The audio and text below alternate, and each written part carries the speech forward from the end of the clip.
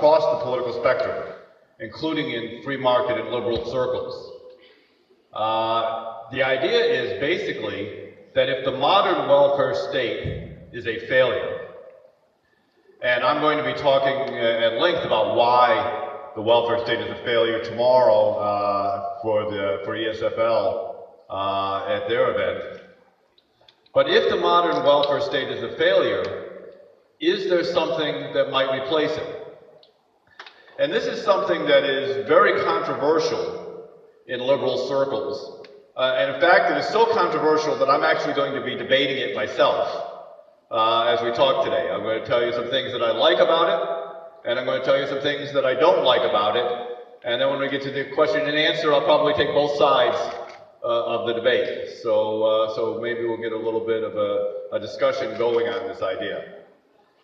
The very idea that we would be talking about a universal basic income may seem surprising to people who come at this from a liberal or free market perspective, but it actually has something of a long history among liberals. Hayek, for example, actually, he didn't write much on it, but what little he wrote on it suggested that he was open to the concept of a universal basic income. Nozick suggested that the universal basic income was part of, might be a solution to the whole rectification issue that he discussed. Milton Friedman developed the idea of the negative income tax, which is a form of universal basic income. Charles Murray is currently promoting a universal basic income with his new book, In Our Hands, and is talking about this as he lectures around the world, around the United States. So this is actually something that in liberal circles has had a long history of discussion, if not adoption. And currently it is being discussed both on the right and on the left, in Europe and in elsewhere. There are a number of experiments that are ongoing. Of course, there's also been some rejection. As we know, Switzerland had a referendum on this last year and overwhelmingly rejected the idea. But there are now experiments going on in Finland and in the Netherlands and Canada, in San Francisco and Oakland in the United States. So there are a number of experiments that are taking place with this idea. So what exactly am I talking about? I guess I should start off by defining this a little bit when I start talking about a universal basic income.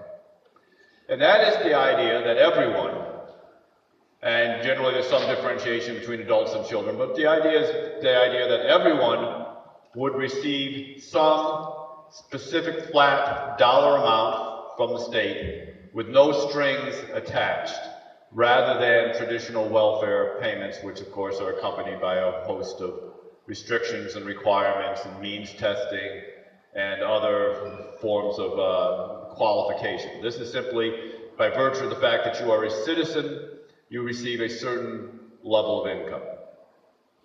Now, why would anyone who comes at this from a free market perspective or a liberal perspective support something like that? I mean, after all, this is a huge form of redistribution. Well, the fact is we have a huge amount of redistribution taking place today. And that amount of redistribution, the modern welfare state, simply does not work very well. First of all, the modern welfare state is hugely complex. It is opaque. It is confusing. We have multiple overlapping programs.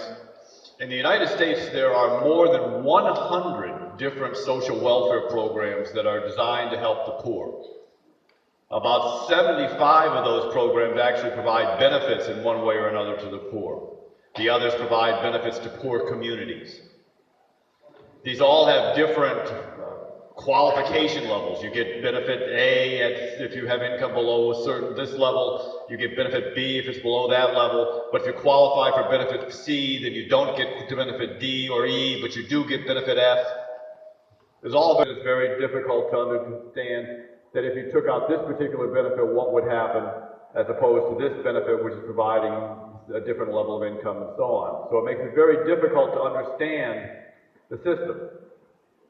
Now it's a little less complex in most European countries, but you still have multiple overlapping benefits. There's cash benefits, there's children's allowances, there's housing benefits, there's medical benefits. Right? We want people who are receiving state benefits to ultimately become self-supporting. We want them to be able to take care of themselves and take care of their families.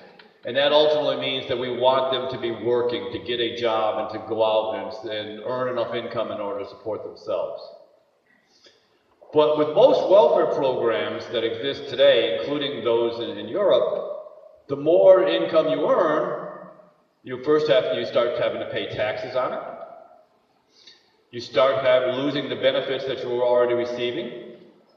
You start having to pay the costs of going to work, right? At the highest marginal tax rates, we actually worry as liberals a lot about marginal tax rates and how it discourages entrepreneurship and discourages work. And if you raise taxes too high, everybody knows about the Laffer curve. When you start raising taxes too high, you start discouraging entrepreneurship and business and people from working. But the highest marginal tax rates in the world are not those on the rich. The highest marginal tax rates you face are actually if you leave welfare benefits and take a job. Because you start paying taxes right away, you start losing your benefits right away, you start having to pay a cost for going to work. And in fact, the welfare benefits you receive in many countries, including the UK and Denmark and Austria and some other countries in Europe, are actually higher than the minimum wage requirement in those countries.